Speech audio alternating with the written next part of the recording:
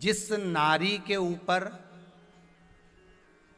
पितरों की छाया होती है, घर के बुजुर्गों की, घर के पूर्वजों की छाया होती है, ध्यान देना, वही व्रत श्रेष्ठता से कर पाती है।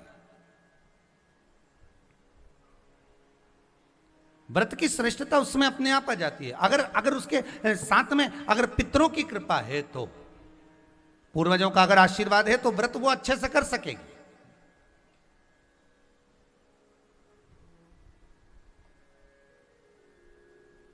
और सहज भाषा में समझ लीजिए, बहुत अच्छे से समझना इस बात को, कि मान लो, एक सरल भाषा में आप और अच्छे से समझिए उसको, बहुत अच्छे से, कि जिस व्रत के दिन आपका उपवास है, सोमवार का, मंगलवार का, बुधवार का, गुरुवार का, तीज का, चतुर्थी का, पंचमी का, छठ का, किसी का भी अगर आपका व्रत है, और उस व्रत वाले दिन यदि आपको क्रोध आ रहा है, व्रत वाले दिन अगर आपकी प्रवृत्ति चिड़चिड़ी हो रही है, क्रोध आ रहा है, अपशब्द निकल रहे हैं, और रोना आ रहा है, क्रोध आ रहा है, बहुत सारे परेशानी उसी दिन तुम्हारे सामने आ रही है, समझ लेना कि तुम्हारे घर के पितृ भूखे जरूर है, अन्न भाग मांग रहे हैं। एक बात पहले भी कही थी, शायद आपको ध्यान में होगा, रात्रि को सोने के बाद, विश्राम के बाद, एक बार कहा था, आप लोगों को याद होगा, कि सोने के बाद में 2 घंटे के अंदर अगर आपकी नींद खुलती है, और खुलने के बाद यदि आपको भूख लग रही है, प्यास लग रही है, तो समझ लेना कि आपके पितर, आपके पूर्वज भूखे हैं, अन्न का भाग मांग रहे हैं, पानी पीने को मांग रहे हैं। उससे नहीं समझ सकते तो व्रत से समझो।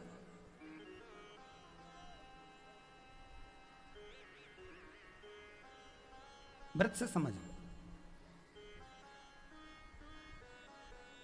मान लो आपने व्रत किया और आपकी प्रवृत्ति चिड़चिड़ हो रही है, क्रोध आ रहा है, अपशब्द निकल रहे हैं, ताने निकल रहे हैं, या कोई कुछ कहकर चले गया, और आपकी आंखों में अश्रु भर रहे हैं, आपकी आंखों में आंसू आ रहे हैं, तो वो श्रेष्ठ व्रत नहीं हो सकता, उसमें दुख है।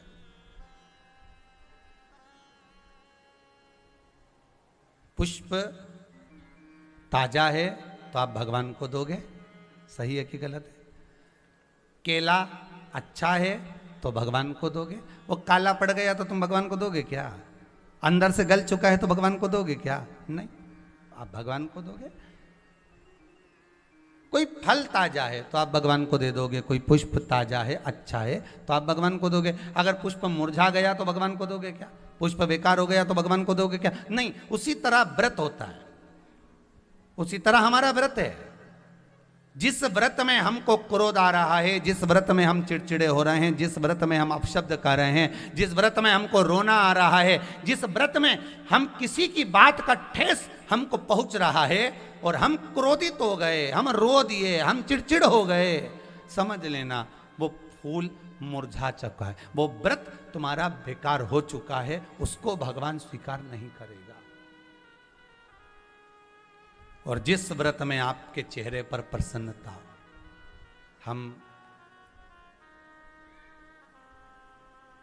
इस व्यासपीठ से कहना चाहेंगे कि जितने भी यजमान यहाँ कथा करवाने आते हैं, जितने भी यजमान यहाँ पहुँचते हैं या ऑनलाइन वहीं से बैठकर पूजन कर कर कथा करवाते हैं, हम उनको भी कहते हैं कि 7 दिन की आपकी शिव महापुराण की कथा है, 5 दिन की आपकी शिव महापुराण की कथा है, 9 दिन की आपकी शिव महापुराण की कथा है। शंकर की कथा, चाहे भागवत कथा हो, चाहे रामायण कथा हो, रामचरितमानस हो, चाहे गीता हो, जिस पुराण को आप बचवा रहे हो, जिस पुराण को आप करवा रहे हो, जो करवाने वाला होता है उसके चेहरे पर स्माइल होना चाहिए, प्रसन्नता होना चाहिए। क्यों?